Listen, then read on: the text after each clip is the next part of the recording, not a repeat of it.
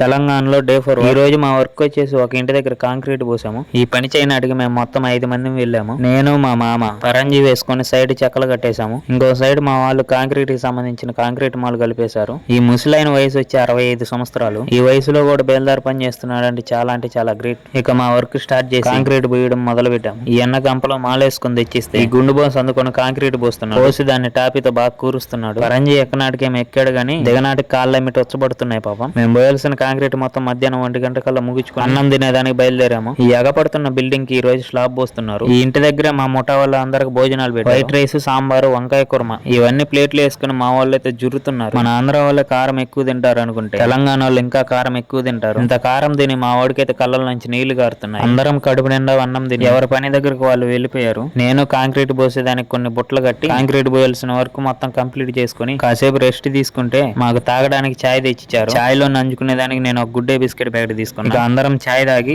ఒక ట్రిప్ ఇసుక జల్లెడు పడుతుంటే మా కష్టాన్ని చూసి మేస్త్రి మాకు ఒక 2 థమ్స్అప్ అయితే తెచ్చిచ్చాడు. ఇక అందరం గ్లాసులలో థమ్స్అప్ పోసుకొని మా పాటికి మేము థమ్స్అప్ తాగుతుంటే ఈ అన్న గ్లాస్ లో పోస్తే థమ్స్అప్ సరిపోదని సొమ్ములో పోసుకొని మరీ తాగుతున్నాడు. నేను కొంచెం థమ్స్అప్ తాగేసి ఈ పెద్ద బిల్డింగ్ దగ్గర కొంచెం వర్క్ ఉంటే ఆ వర్క్ చేయనాటికి ఇక్కడికైతే వచ్చాము. ఇక్కడ కొద్ది గంట ఇసుక జల్లెడు పట్టాము. ఇక అప్పటికే టైం అయితే 6 అయిపోయింది. మా వర్క్ మొత్తం కంప్లీట్ చేసుకుని నేను ఇంకా రూమ్ కు బయలుదేరేసా. ఈ రోజుకింతే. వీడియో నచ్చితే లైక్ చేసి సబ్స్క్రైబ్ చేయండి. రేపు ఇంకొక వీడియోతో మీ ముందుంటా. Bye bye. జై హింద్.